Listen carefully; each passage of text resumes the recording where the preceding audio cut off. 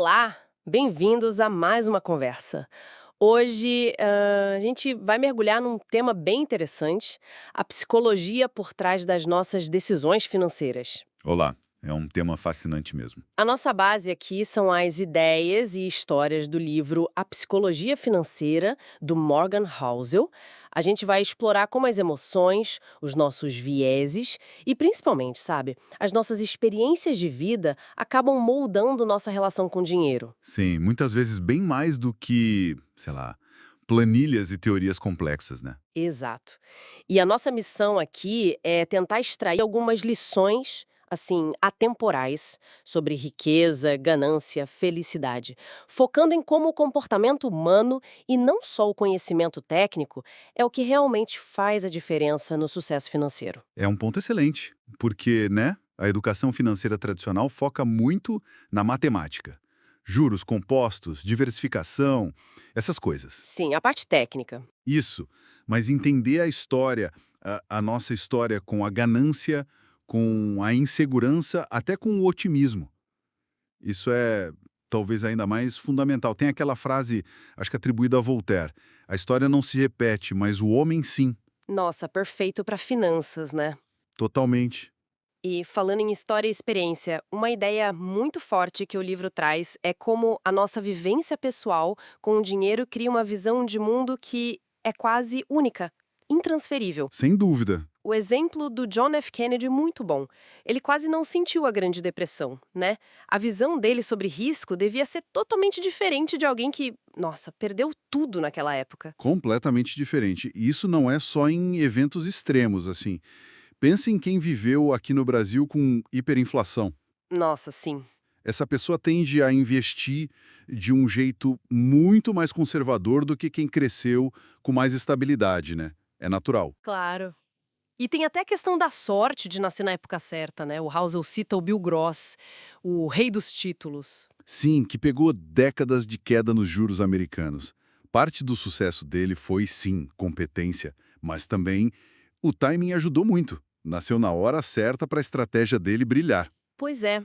E toda essa subjetividade talvez explique por que que a gente olha para as decisões financeiras dos outros e pensa, meu Deus, que loucura, né? Exato. Porque raramente é só a lógica fria da planilha falando. As decisões vêm num pacote, contexto social, pessoal, emocional. É isso. E essa aparente loucura vem muito desse contexto individual. Lembrei daquela história que ele conta do executivo de tecnologia que tinha sido manobrista, né? Ah, sim. Mesmo milionário, ele andava com maços de dinheiro no bolso. Era uma insegurança antiga, sabe?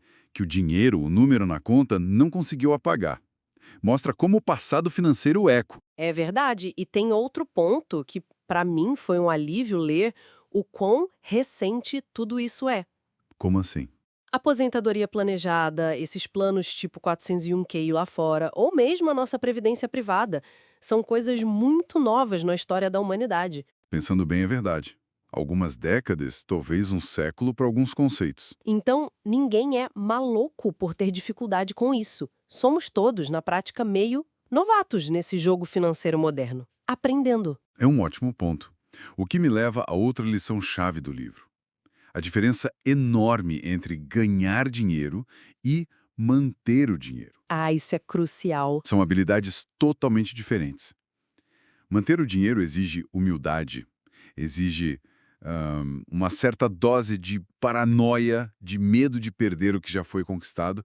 É o segredo da longevidade financeira. E como que a gente vê isso na prática? Tem exemplos? Tem o ótimo, o contraste entre o Warren Buffett e um antigo sócio dele, o Rick Guerin.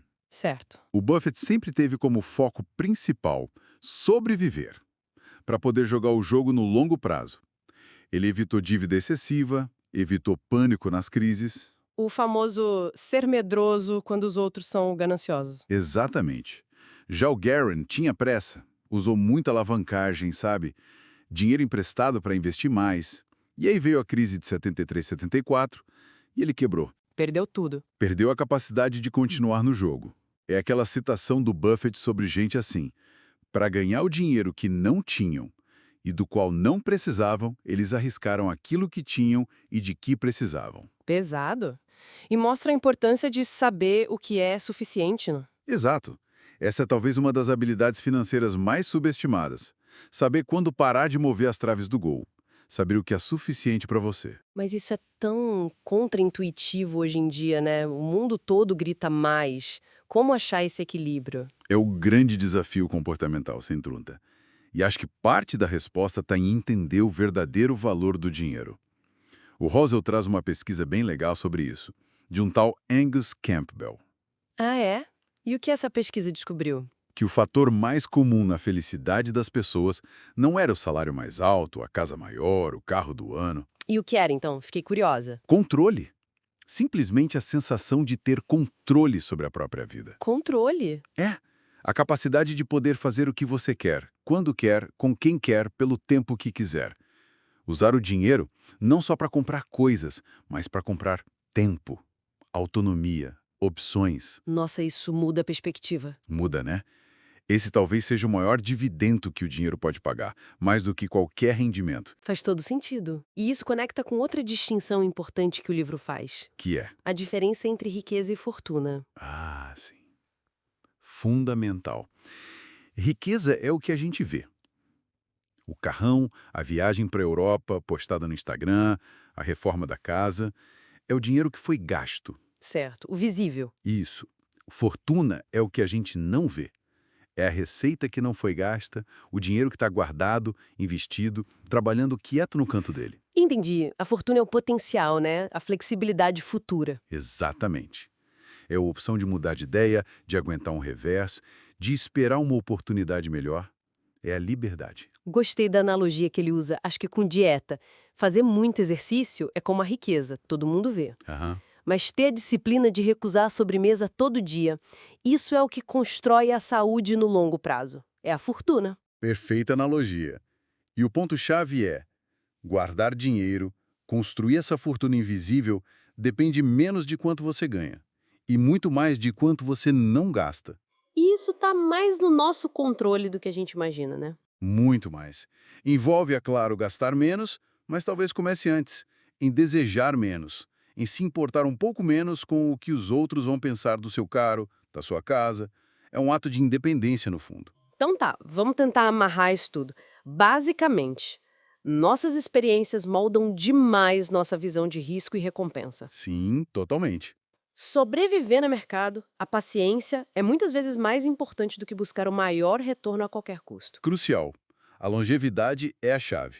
E o maior benefício do dinheiro, talvez, não seja nem o luxo, mas sim o controle sobre o nosso tempo e as nossas escolhas. Exato. Comprar a própria liberdade, de certa forma. Perfeito. E para a gente fechar, fica uma reflexão, né? Já que a nossa psicologia pessoal é tão importante quanto a matemática, Uhum. qual pequeno ajuste de comportamento, não de planilha, inspirado nessas ideias sobre paciência, medo, o que é o suficiente, felicidade, qual ajuste poderia ter o maior impacto na nossa própria jornada financeira? Ótima pergunta para levar para casa.